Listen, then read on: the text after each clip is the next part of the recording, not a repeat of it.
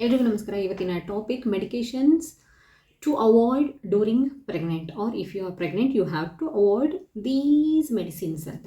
Okay, ಅಂದರೆ ನೀವು pregnant ಇದ್ದೀರಾ ಅಂತಂದರೆ, ನೀವು ಗರ್ಭಿಣಿಯರಿದ್ದೀರಾ ಅಂತಂದರೆ, ಅಥವಾ ಗರ್ಭಿಣಿಯರು ಯಾವೆಲ್ಲ ಔಷಧಿಗಳನ್ನ ತಗೋಬಾರ್ದು, ಯಾವೆಲ್ಲ ಮೆಡಿಸಿನ್ಗಳನ್ನ ನಾವು ತಗೋಬಾರ್ದು ಪ್ರೆಗ್ನೆಂಟ್ ಇದ್ದೀವಿ ಅಂತಂತಂದರೆ, ಮಗುವಿಗೆ ತೊಂದರೆ ಆಗುವಂತಹ, ಅಂದರೆ ಗೊತ್ತಿಲ್ಲದೆ ಏನಾದರೂ ತೊಗೊಂಡ್ವಿ ಅಂತಂತಂದರೆ ತೊಂದರೆ ಆಗುವಂತಹ ಮೆಡಿಸಿನ್ಸು ಯಾವುದ್ಯಾವುದು ಅನ್ನೋದನ್ನು ಇವತ್ತಿನ ವಿಡಿಯೋನಲ್ಲಿ ತಿಳ್ಕೊಳ್ಳೋಣ. ಓಕೆ, ಯಾವೆಲ್ಲ ಮೆಡಿಸಿನ್ ಇದೆ. ಯೂಶ್ವಲ್ ಆಗಿ ಪ್ರೆಗ್ನೆಂಟ್ ಇದ್ದೀವಿ ಅಂತಂತಂದರೆ ಒಂದು ರೂಲು, ಸೆಲ್ಫ್ ಮೆಡಿಕೇಷನ್ ಮಾಡ್ಕೋಬಾರ್ದು. ಓಕೆ, ಯಾವುದೇ ಕಾರಣಕ್ಕೂ ನನಗೆ ಗೊತ್ತಿದೆ ಈ ಮೆಡಿಸಿನ್ ತೊಗೋಬೇಕು, ಮಾಡಬೇಡಿ.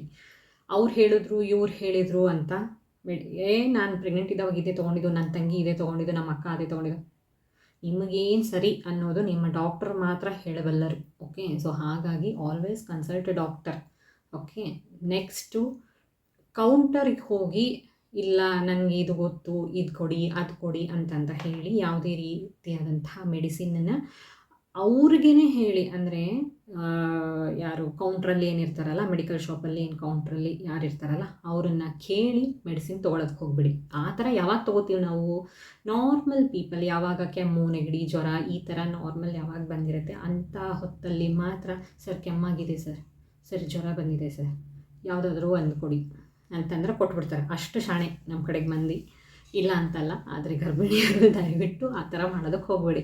ಸೊ ಯಾವೆಲ್ಲ ಮೆಡಿಸಿನ್ನ ತೊಗೊಂಡ್ರೆ ಕಷ್ಟ ಆಗುತ್ತೆ, ಯಾವೆಲ್ಲ ಮೆಡಿಸಿನಿಂದ ತೊಂದರೆ ಆಗುತ್ತೆ ಮಗುಗೆ ಅನ್ನೋದು ಇವತ್ತಿನ ವಿಡಿಯೋ. ಓಕೆ, ಈ ಲಿಸ್ಟಲ್ಲಿ ಫಸ್ಟ್ ಒನ್ನು ಆ್ಯಂಟಿ ಆ್ಯಕ್ನೆ ರೆಟಿನಾಲ್ ಮೆಡಿಕೇಷನ್ಸ್. ಅಂದರೆ ಆ್ಯಂಟಿ ಆ್ಯಕ್ನೆ ಅಂತಂದರೆ ಪಿಂಪಲ್ಸ್ ಆಗದೇ ಇರೋ ಹಾಗೆ ತಗೊಳ್ಳೋ ಅಂತಹ ಅಥವಾ ಅಪ್ಲೈ ಮಾಡುವಂತಹ ಸೆರಮ್ ಆಗಿರಬಹುದು, ಕ್ರೀಮ್ ಆಗಿರಬಹುದು, ಆ್ಯಂಡ್ ಆ್ಯಂಟಿ ಏಜಿಂಗ್ ಸೆರಮ್ ಆಗಿರಬಹುದು, ಕ್ರೀಮ್ ಆಗಿರಬಹುದು, ಯಾವುದ್ರಲ್ಲೆಲ್ಲ ರೆಟಿನಾಲ್ ಅಂಶ ಇರುತ್ತೆ ಆ ಮೆಡಿಸಿನ್ಸ್.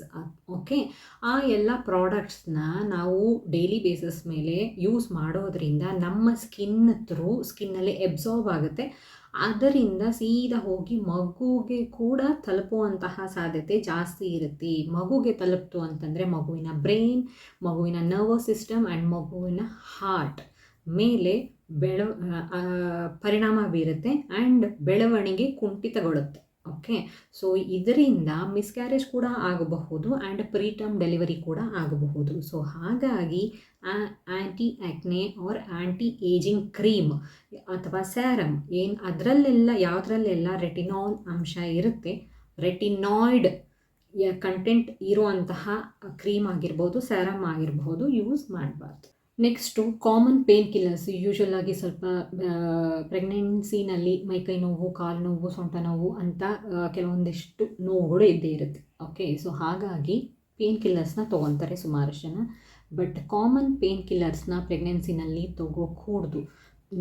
ನಾರ್ಮಲ್ ಪೇನ್ ಕಿಲ್ಲರ್ಸ್ ಅಂತಂದರೆ ಯಾವುದ್ಯಾವುದು ಅಂತಂತಂದರೆ ಐಬುಪ್ರೋಫಿನ್ ಇರೋ ಅಂಥದ್ದು and non steroidal anti inflammatory drugs ಅಂತಲೇ ಬರುತ್ತೆ. ಓಕೆ, ಸೊ ಈ ಮೆಡಿಸಿನನ್ನು ತಗೋಬಾರ್ದು ಯಾವುದೇ ಕಾರಣಕ್ಕೂ ಪ್ರೆಗ್ನೆಂಟ್ ಇರುವಂತಹ ಮಹಿಳೆಯರು. ಇದನ್ನು ತಗೊಳ್ಳೋದ್ರಿಂದ ಮಗುವಿನಲ್ಲಿ ಹಾರ್ಟ್ ಆ್ಯಂಡ್ ಕಿಡ್ನಿ ಪ್ರಾಬ್ಲಮ್ಸ್ ಬರೋವಂತಹ ಸಾಧ್ಯತೆ ಇರುತ್ತೆ. ಸೊ ಫಸ್ಟ್ 20 ವೀಕ್ಸ್ ಅಂತೂ ತಗೊಳ್ಳೇಬಾರ್ದು. ಓಕೆ, ತಗೋಬೇಕು ಆ್ಯಂಡ್ ಪೇನ್ ಕಿಲ್ಲರ್ಸ್ ಬೇಕಾಗಿದೆ ಅನ್ನೋದೇ ಆದರೆ ಕ್ರೋಸಿನ್ನೋ ಅಥವಾ ಡೋಲೋನೋ ಅಥವಾ ಕಾಲ್ಪಾಲೋ ಬೆಟರ್. ಅದನ್ನು ಡಾಕ್ಟರ್ ಸಜೆಷನ್ ಮೇರೆಗೆ ಮಾತ್ರ ತೊಗೋಬೇಕು ಪೇನ್ ಕಿಲ್ಲರ್ಸ್ನ. ಯಾವುದೇ ಕಾರಣಕ್ಕೂ ಪೇನ್ ಕಿಲ್ಲರ್ಸ್ ತೊಗೋಬಾರ್ದು ಪ್ರೆಗ್ನೆನ್ಸಿನಲ್ಲಿ. ಇನ್ ಕೇಸ್ ಏನಾದರೂ ಇಶ್ಯೂ ಆಗಿ ಪೇನ್ ಕಿಲ್ಲರ್ಸ್ ಬೇಕಿತ್ತು ಅಂತಂದರೆ ಡಾಕ್ಟರೇ ಪ್ರಿಸ್ಕ್ರೈಬ್ ಮಾಡ್ತಾರೆ. ಸೊ ಏನು ಪ್ರಿಸ್ಕ್ರೈಬ್ ಮಾಡಿರ್ತಾರೆ ಅವುಗಳನ್ನ ಮಾತ್ರ ತೊಗೋಬೇಕು. Certain antibiotics. ಯೂಶ್ವಲಾಗಿ ಆ್ಯಂಟಿಬಯೋಟಿಕ್ ಕೊಡೋದು ಏನಕ್ಕೆ? ಇನ್ಫೆಕ್ಷನ್ಸ್ ಏನಾದರೂ ಆಗಿತ್ತು ಅಂತಂತಂದರೆ ಟ್ರೀಟ್ ಮಾಡೋದಕ್ಕೋಸ್ಕರ ನಿಮಗೆ ಆ್ಯಂಟಿಬಯೋಟಿಕ್ ಕೊಡ್ತಾರೆ. ಅಂದರೆ ಲೈಕ್ ಬ್ಯಾಕ್ಟೀರಿಯಲ್ ಇನ್ಫೆಕ್ಷನ್ ಏನಾದರೂ ಆಗಿತ್ತು ಅಂತಂತಂದರೆ ಅದನ್ನು ಟ್ರೀಟ್ ಮಾಡೋದಕ್ಕೋಸ್ಕರ ಆ್ಯಂಟಿಬಯೋಟಿಕ್ಸ್ ಕೊಡ್ತಾರೆ. ಬಟ್ ಸರ್ಟನ್ ಆ್ಯಂಟಿಬಯೋಟಿಕ್ಸ್ನ ಪ್ರೆಗ್ನೆನ್ಸಿನಲ್ಲಿ ತೊಗೊಳ್ಳೋದ್ರಿಂದ ಏನಾಗುತ್ತೆ ಅಂದರೆ ಮಗುವಿನ ಬೋನ್ ಡೆವಲಪ್ಮೆಂಟು ಕುಂಠಿತಗೊಳ್ಳುತ್ತೆ ಆ್ಯಂಡ್ ಮಗುವಿನ ಹಲ್ಲು ಪರ್ಮನೆಂಟ್ ಎಲ್ಲೋ ಆಗುವಂತಹ ಸಾಧ್ಯತೆ ಇರುತ್ತೆ ಆ್ಯಂಡ್ ಮಗುಗೆ ಬರ್ತ್ ಡಿಫೆಕ್ಟ್ಸ್ ಬರುವಂತಹ ಸಾಧ್ಯತೆ ಕೂಡ ಇರುತ್ತೆ. ಸೊ ಹಾಗಾಗಿ ಸರ್ಟನ್ ಆ್ಯಂಟಿಬಯೋಟಿಕ್ಸ್ನ ತಗೋಬಾರ್ದು ಪ್ರೆಗ್ನೆಂಟ್ ಇದ್ದವಾಗ. ಡಾಕ್ಟರ್ಸ್ನ ಕೇಳಿ ಬೇರೆ ಆ್ಯಂಟಿಬಯೋಟಿಕ್ಸ್ ಅಂದರೆ ಸೇಫ್ ಆ್ಯಂಟಿಬಯೋಟಿಕ್ಸ್ನ ಕೊಡ್ತಾರೆ, ಅವುಗಳನ್ನ ಮಾತ್ರ ತೊಗೋಬೇಕು. ನ್ಯಾಸಲ್ ಸ್ಪ್ರೇಸ್ ಅಂದರೆ ಮೂಗು ಬ್ಲಾಕ್ ಆಗಿದೆ ಅಂತಂತ ಹೇಳಿ ನ್ಯಾಸಲ್ ಸ್ಪ್ರೇ ತೊಗೊತಾರಲ್ವ, ಹೀಗೆ ಮೂಗು ಹತ್ರ ಹಿಂಗೆ ಇಟ್ಕೊಂಡು ಹೀಗೆ ಉಸಿರು ಹೇಳ್ಕೊತಾರಲ್ಲ, ಇದರಿಂದ ಎಲ್ಲ ಏನಾಗುತ್ತೆ ಅಂತಂತ ಅನ್ಕೋಬೋದು. ಇದರಿಂದ ಮಗುವಿಗೆ ಬರ್ತ್ ಡಿಫೆಕ್ಟ್ಸ್ ಬರುವಂತಹ ಸಾಧ್ಯತೆ ಇರುತ್ತೆ. ಎಕ್ಸಾಂಪಲ್ ಅಂದರೆ ಆಟ್ರವಿನ್ ಥರದ್ದು ನೇಸಲ್ ಡ್ರಾಪ್ಸ್ ಆಗಿರಬಹುದು, ನೇಸಲ್ ಸ್ಪ್ರೇಸ್ ಆಗಿರಬಹುದು, ಮೂಗು ಬ್ಲಾಕ್ ಆಗಿರೋದಕ್ಕೋಸ್ಕರ ಯೂಸ್ ಮಾಡುವಂಥದ್ದು. ಓಕೆ, ಅಂಥವುಗಳನ್ನ ತೊಗೋಬಾರ್ದು. ಇನ್ ಕೇಸ್ ಬೇಕು ಅಂತಂತಂದರೆ ಲೆವೋಸಿಟ್ರಿಜಿನ್ ಕಂಟೆಂಟ್ ಇರುವಂತಹ ನೆಸಲ್ ಸ್ಪ್ರೇಸ್ನ ತೊಗೋಬೇಕು, ಅಥವಾ ಸಲೈನ್ ನ್ಯಾಸಲ್ ಡ್ರಾಪ್ಸ್ನ ಯೂಸ್ ಮಾಡಬೇಕು. ಓಕೆ, ನಿಮಗೆ ಬೇಕಿತ್ತು ಅಂತಂದರೆ ಡಾಕ್ಟರ್ಗೆ ಕೇಳಿ ಡಾಕ್ಟರ್ ಹೇಳಿದ್ದನ್ನು ಯೂಸ್ ಮಾಡಿ. Next certain blood pressure medicines. Suppose ಏನಾದರೂ ನೀವು ಕನ್ಸೀವ್ ಆಗೋದಕ್ಕಿಂತ ಮುಂಚೆನೇ BP-ಗೋಸ್ಕರ ಮೆಡಿಸಿನ್ಸ್ ಏನಾದರೂ ತೊಗೊತಾ ಇದ್ರಿ ಅಂತಂತಂದರೆ, ಕನ್ಸೀವ್ ಆದರೆ ಇಮಿಡಿಯೇಟಾಗಿ ಡಾಕ್ಟರಿಗೆ ಹೇಳಿ ಮೆಡಿಸಿನ್ಸ್ನ ಪ್ರೆಗ್ನೆನ್ಸಿ ರಿಲೇಟೆಡ್ BP ಮೆಡಿಸಿನ್ಸ್ ಆಗಿ ಬೇರೆ ಚೇಂಜ್ ಮಾಡಿಸ್ಕೊಂಡು ಬನ್ನಿ. ಓಕೆ, ಇಲ್ಲ ಅಂತಂದರೆ ಕೆಲವೊಂದಿಷ್ಟು BP ಮೆಡಿಸಿನ್ಸು ಮಗುವಿನ ಕಿಡ್ನೀಸ್ ಮೇಲೆ ಪರಿಣಾಮ ಬೀರುತ್ತೆ, ಆ್ಯಂಡ್ ಆಮ್ನಿಯೋಟಿಕ್ ಫ್ಲೂಯಿಡ್ ಲೆವೆಲ್ಸ್ನೂ ಕೂಡ ಅದು ಅಫೆಕ್ಟ್ ಮಾಡುತ್ತೆ. ಆಮ್ನಿಯೋಟಿಕ್ ಫ್ಲೂಯಿಡ್ ಅಂದರೆ ಗೊತ್ತಲ್ಲ, ಮಗುವಿನ ಸುತ್ತ ಇರುವಂತಹ ನೀರು, ಹೊಟ್ಟೆಯಲ್ಲಿ ಮಗು ಇರುತ್ತಲ್ಲ, ಮಗುವಿನ ಸುತ್ತ ಇರುವಂತಹ ನೀರು, ಅದು ಆಮ್ನಿಯೋಟಿಕ್ ಫ್ಲೂಯಿಡ್ ಅಂತ ಕರೀತಾರೆ. ಅದು ತುಂಬಾ ಮುಖ್ಯ. ಯಾವುದಕ್ಕೆ ಮುಖ್ಯ ಅಂತಂದರೆ ಮಗು ಸರ್ವೈವ್ ಆಗೋದಕ್ಕೆ ತುಂಬಾ ಮುಖ್ಯ. ಕೆಲವೊಂದಿಷ್ಟು ಇನ್ಸಿಡೆಂಟಲ್ಲಿ ಮಗುವಿನ ಸುತ್ತ ಇರುವಂತಹ ನೀರು ಹಿಂಗಿ ಹೋಗಿ ಮಗು ಮಿಸ್ಕಾಡೋಕ್ಕೂ ಆಗದೆ ಮಗು ತೀರ್ಕೊಂಡಿರುವಂತಹ ಎಕ್ಸಾಂಪಲ್ಸು ಇದೆ. Okay, so amniotic fluid throughout pregnancy maintain ಮಾಡೋದು ತುಂಬಾ ಮುಖ್ಯ. ತುಂಬ ಜಾಸ್ತಿನೂ ಆಗಬಾರ್ದು, ಹಾಗಂತ ತುಂಬ ಕಮ್ಮಿನೂ ಆಗಬಾರ್ದು. ಎಷ್ಟು ಈ ಮಂತಲ್ಲಿ ಇಷ್ಟಿರಬೇಕು ಅನ್ನೋದಿರುತ್ತೆ, ಅದನ್ನು ಹಾಗೆ ಮೇಂಟೈನ್ ಮಾಡಬೇಕಾಗಿರುತ್ತೆ. Okay, blood pressure medicines, certain medicines, BP medicines ಈ ಆಮ್ನಿಯೋಟಿಕ್ ಫ್ಲೂಯಿಡ್ ಲೆವೆಲ್ಸ್ನ ಏರುಪೇರು ಮಾಡುವಂತಹ ಸಾಧ್ಯತೆ ಇರುತ್ತೆ. ಸೊ ಹಾಗಾಗಿ ಕನ್ಸೀವ್ ಆದಮೇಲೆ ಡಾಕ್ಟರ್ನ ಮೀಟ್ ಮಾಡಿ ಈ BP ಮೆಡಿಸಿನ್ಸ್ನ ಚೇಂಜ್ ಮಾಡಿಸ್ಕೊಳ್ಳೋದು ತುಂಬಾ ಮುಖ್ಯ. Next certain blood thinners.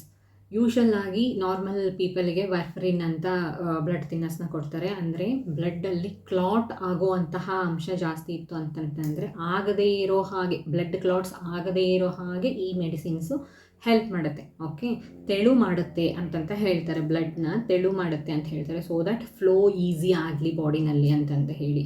So ಈ ವ್ಯಾರ್ಫರಿನ್ ಏನಾದರೂ ತೊಗೊತಾ ಇದ್ರಿ ಅಂತಂದರೆ ಡಾಕ್ಟ್ರನ್ನ ಹೋಗಿ ಮೀಟ್ ಮಾಡಿ ಇದನ್ನು ಚೇಂಜ್ ಮಾಡ್ಕೊಳ್ಳಿ. ಸೇಫ್ ಅಂತಂತಂದರೆ ಎಕೋಸ್ಪ್ರಿನ್. ಓಕೆ, PCOD ಇದ್ದಂಥವ್ರಿಗೂ ಕೂಡ ಆ್ಯಂಡ್ ಡಯಾಬಿಟಿಕ್ ಹಿಸ್ಟ್ರಿ ಇದ್ದಂಥವ್ರಿಗೂ ಕೂಡ ಎಕೋಸ್ಪ್ರಿನ್ನ ಫಸ್ಟ್ ಫ್ಯೂ ಮಂತ್ಸ್ ಕೊಡ್ತಾರೆ ಡಾಕ್ಟರ್. ನನಗೂ ಕೊಟ್ಟಿದ್ದರು. ನಮ್ಮ ಅಪ್ಪಾಜಿಗೆ ಹಾರ್ಟ್ ಪ್ರಾಬ್ಲಮ್ ಇದೆ, ಡಯಾಬಿಟಿಸ್ ಇದೆ, ನಾನೇ ದೊಡ್ಡ ಮಗಳು, ಸೊ ದತ್ತಕವಾಗಿ ನಮಗದು ಬರೋ ಅಂತಹ ಸಾಧ್ಯತೆ ಜಾಸ್ತಿ ಇದೆ ಅಂತ ನಮಗೆ ಎಕೋಸ್ಪ್ರಿನ್ ಕೊಟ್ಟಿದ್ದರು. ಆ್ಯಂಡ್ PCODನೂ ಇತ್ತು. ಓಕೆ, ನೆಕ್ಸ್ಟು ಆ್ಯಂಟಿ ಡಯಾಬಿಟಿಕ್. ಯೂಶ್ವಲ್ ಆಗಿ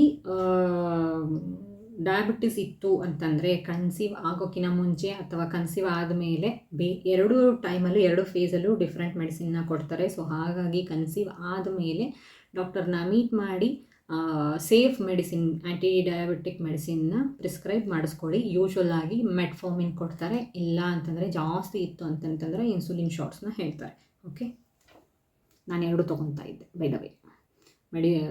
ಮೆಟ್ಫಾರ್ಮಿನ್ನು ತೊಗೊತಾ ಇದ್ದೆ ಬೆಳಗ್ಗೆ ರಾತ್ರಿ, ಆ್ಯಂಡ್ ಅದ್ರ ಜೊತೆಗೆ ಬೆಳಗ್ಗೆ ರಾತ್ರಿ ಇನ್ಸುಲಿನ್ ಶಾಟ್ಸ್ ಕೂಡ ತೊಗೊತಾ ಇದ್ದೆ. ಅಷ್ಟು ತೊಗೊಂಡ್ರೂ ಫುಡ್ಡೂ ಕಂಟ್ರೋಲ್ ಮಾಡಿದ್ರೂ ತಕತೈ ಅಂತ ಕುಣಿತಾ ಇತ್ತು ನನ್ನ ಡಯಾಬಿಟಿಸ್. ಸರ್ಟನ್ ಆ್ಯಂಟಿ ಎಂಗ್ಸೈಟಿ ಮೆಡಿಸಿನ್ಸ್ ಏನು ಮಾಡುತ್ತೆ ಅಂತಂದರೆ ಬ್ರೈನ್ ಡೆವಲಪ್ಮೆಂಟಿಗೆ, ಹಾರ್ಟ್ಗೆ, ಇಸೋಫೇಗಸ್ ಅಂದರೆ ಅನ್ನನಾಳ, ಓಕೆ, ಅದಕ್ಕೆ ತೊಂದರೆ ಕೊಡುತ್ತೆ, ಹಾರ್ಟಿಗೆ ತೊಂದರೆ ಕೊಡುತ್ತೆ, ಮಗುವಿನ ಬ್ರೈನ್ ಅಂದರೆ ಮೆದುಳು ಡೆವಲಪ್ಮೆಂಟ್ ಸರಿಗಾಗಲ್ಲ, ಆ್ಯಂಡ್ ಮಿಸ್ಕ್ಯಾರೇಜ್ ಆಗಬಹುದು, ಆ್ಯಂಡ್ ಪ್ರೀಮೇಚರ್ ಬೇಬಿ ಆಗಬಹುದು, ಅಥವಾ ಮಗು ಹುಟ್ಟಿದ ಮೇಲೆ ಲೋ ವೇಟ್ ಇರಬಹುದು. ಓಕೆ, ಈ ಎಲ್ಲ problems anti anxiety medicine, certain anti anxiety medicine ತೊಗೊಳೋದ್ರಿಂದ ಆಗುತ್ತೆ. ಸೊ ಹಾಗಾಗಿ anti anxiety or anti depression medicine ನೀವೇನಾದರೂ ತೊಗೋತಾ ಇದ್ರಿ ಅಂತಂತಂದರೆ ಡಾಕ್ಟರ್ನ ಮೀಟ್ ಮಾಡಿ ಸೇಫ್ ಮೆಡಿಸಿನ್ಸ್ನ ತೊಗೊಳ್ಳಿ. ನೆಕ್ಸ್ಟು ಎಪಿಲೆಪ್ಸಿ ಆ್ಯಂಡ್ ಹಾರ್ಟ್ ಬರ್ನಿಗೆ ಅಂತ ಏನಾದರೂ ನೀವು ಮೆಡಿಸಿನ್ ತೊಗೊತಾ ಇದ್ರಿ ಡೈಲಿ ಬೇಸಿಸ್ ಮೇಲೆ, ಅಥವಾ ಫ್ರೀಕ್ವೆಂಟಾಗಿ ತೊಗೊತಾ ಇದ್ರಿ ಅಂತಂತಂದರೆ ಅದನ್ನು ಕನ್ಸೀವ್ ಆದಮೇಲೆ ಒಂದು ಸತಿ ನಿಮ್ಮ ಡಾಕ್ಟರ್ಸ್ನ ಮೀಟ್ ಮಾಡಿ ಪ್ರೆಗ್ನೆನ್ಸಿ ಸೇಫ್ ಮೆಡಿಸಿನ್ಸ್ನ ಬರ್ಸ್ಕೊಂಡು ಬಂದು ಆ ಪರ್ಟಿಕ್ಯುಲರ್ ಟ್ಯಾಬ್ಲೆಟ್ಸ್ನ ತೊಗೊಳ್ಳಿ. ಓಕೆ, ಎಲ್ಲ ಎಪಿಲೆಪ್ಸಿ ಮೆಡಿಸಿನ್ಸು ಆ್ಯಂಡ್ ಎಲ್ಲ heartburn medicines not good for pregnancy. ಇದೆಲ್ಲ ಮೇಜರ್. ಓಕೆ, ಇವೆಲ್ಲ ಪ್ರೆಗ್ನೆನ್ಸಿಗೆ ಅಫೆಕ್ಟ್ ಮಾಡುವಂತಹ ಮೋಸ್ಟ್ ಅಫೆಕ್ಟ್ ಮಾಡುವಂತಹ ಮೆಡಿಸಿನ್ಸು. ಸೊ ನೀವು ಕನ್ಸೀವ್ ಆದಮೇಲೆ ಯಾವುದಾದ್ರೂ ಆಗಿರಲಿ, ರೆಗ್ಯುಲರ್ ಬೇಸಿಸ್ ಮೇಲೆ ನೀವು ಯಾವುದ್ಯಾವ್ದು ಮೆಡಿಸಿನ್ ತೊಗೊತಾ ಇರ್ತೀರಾ, ಕನ್ಸೀವ್ ಆದಮೇಲೆ ಒಂದು ಸತಿ ಡಾಕ್ಟರ್ನ ಮೀಟ್ ಮಾಡಿ ಇದು ಸೇಫ್ ಅಲ್ವಾ, ನಾನು ಇದನ್ನು ಇವಾಗಲೂ ಕಂಟಿನ್ಯೂ ಮಾಡಬೇಕಾ, ಎಷ್ಟು ಡೋಸ್ ಕಂಟಿನ್ಯೂ ಡೋಸೇಜ್ ಏನು, ಆ್ಯಂಡ್ ಇದನ್ನು ತೊಗೊಂಡ್ರೆ ಸೇಫಾ ಇಲ್ವಾ, ಬೇರೆ ತೊಗೋಬೇಕು ಅಂತಂದರೆ ಯಾವಾಗ ತೊಗೋಬೇಕು, ಅದನ್ನು ಯಾವಾಗ ತೊಗೋಬೇಕು, ಯಾವಾಗಿಂದ ಸ್ಟಾರ್ಟ್ ಮಾಡಬೇಕು, ಯಾವಾಗ ಸ್ಟಾಪ್ ಮಾಡಬೇಕು ಅನ್ನೋದನ್ನು ಕಂಪ್ಲೀಟಾಗಿ ಡಾಕ್ಟರ್ನ ಮೀಟ್ ಮಾಡಿ ತೊಗೊಳ್ಳೋದು ತುಂಬಾ ಮುಖ್ಯ. ಯಾಕಂತಂದರೆ ಎಲ್ಲ ಮೆಡಿಸಿನ್ಸು ಪ್ರೆಗ್ನೆನ್ಸಿನಲ್ಲಿ ಸೇಫ್ ಅಲ್ಲ, ಡೈರೆಕ್ಟಾಗಿ ಮಗುಗೆ ಹೋಗಿ ಅಫೆಕ್ಟ್ ಮಾಡುತ್ತೆ. ಓಕೆ, ಮತ್ತು ಯಾವುದಾದ್ರೂ ಮೆಡಿಸಿನ್ ಬಗ್ಗೆ ಡೌಟ್ ಇತ್ತು ಅಂತಂತಂದರೆ ಕಮೆಂಟ್ ಬಾಕ್ಸಲ್ಲಿ ತಿಳಿಸಿ, ಖಂಡಿತವಾಗ್ಲೂ ಉತ್ತರ ಕೊಡೋದಕ್ಕೆ ಟ್ರೈ ಮಾಡ್ತೀನಿ. ಆ್ಯಂಡ್ ಈ ವಿಡಿಯೋ ನಿಮಗೆ ಇನ್ಫಾರ್ಮೇಟಿವ್ ಅಂತ ಅನ್ನಿಸ್ತು ಅಂದರೆ ಲೈಕ್ ಮಾಡಿ, ಕಮೆಂಟ್ ಮಾಡಿ ಆ್ಯಂಡ್ ಶೇರ್ ಮಾಡಿ, ಆ್ಯಂಡ್ ನನ್ನ ಚಾನಲ್ನ ಸಬ್ಸ್ಕ್ರೈಬ್ ಕೂಡ ಮಾಡಿ. ಧನ್ಯವಾದ.